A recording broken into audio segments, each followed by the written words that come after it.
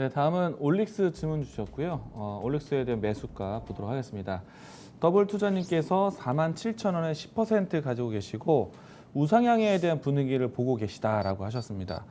주가를 보시면은 꾸준한 추세를 만들고 있습니다.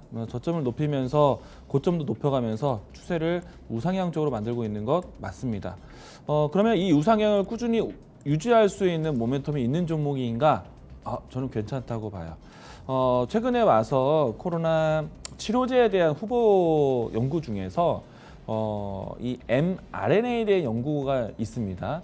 이 mRNA가 무엇이냐면은 우리가 DNA 같은 경우에는 유전자 물질을 가지고 있는, 그러니까 우리 몸의 유전자적인 특징을 가지고 정보를 가지고 있는 이 세포로 할 수 있겠습니다. 근데 그런 유전적인 특징에 대한 부분들에 대해서 호르몬에 대한 변화를 줄 수 있는 그런 신경적 정보를 전달하는 것이 RNA예요. 그래서 이런 이제 신호 전달에 대한 메신저 역할을 한다라고 해서 mRNA라고 설명도 합니다. 우리나라에 대표적으로 mRNA 관련된 종목이 좀 3가지 정도 기업이 있는데 그 중에 하나가 올릭스 기업이고요. 그리고 올리패스 이와 같은 종목들이 좀 후보군으로 있습니다. 그리고 파맵신 이와 같은 종목들이 주목을 받을 수가 있어요. 근데 그 중에서 올릭스 같은 경우에는 일찍이 추세를 좀 올곧게 만든 형태를 가지고 있기 때문에 저는 이제 코로나 치료제에 대한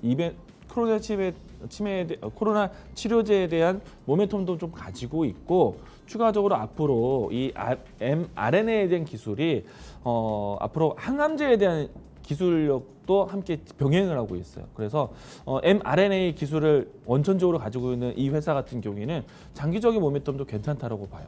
저는 만약에 지금의 이 기업에 대한 실적이 부진하겠지만 실적은 상당히 좋지는 않거든요. 완벽하게 기술 위주의 회사입니다. 그렇기 때문에 지금은 크게 보는 종목들이 아닐 수도 있겠지만은 향후에 올릭스가 역할할 수 있는 이제 그런 콜라보 협업들이 나타날 것이다. 대표적으로 예를 들어서 바이오 베타 같은 회사 같은 경우에는 뭐 안트로젠, 뭐 에클론, 아니면은 뭐 제넥신 이런 기업들이 많이 손꼽혀였거든요. 근데 저는 올릭스도 괜찮다고 봐요. 장기적인 모멘텀도 있다라고 생각합니다. 다만 이제 추세에 대한 형태가 계속 지켜져야 돼요.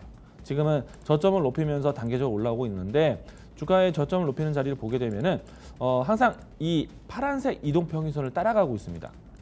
이대로 대응하시죠. 60일 이동평균선입니다. 우상향 보고 있다고 했죠. 60일 이동평균선이 깨지지 말아야 돼요.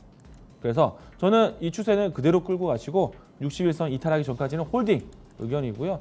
만약에 상단에 대한 매물 테스트를 한다면은 뭐 1차적으로 지금 하단은 돌파했고 상단에 대한 가격대가 7만 원에 있습니다. 이 가격대에서는 좀 더 고민할 수도 있어요.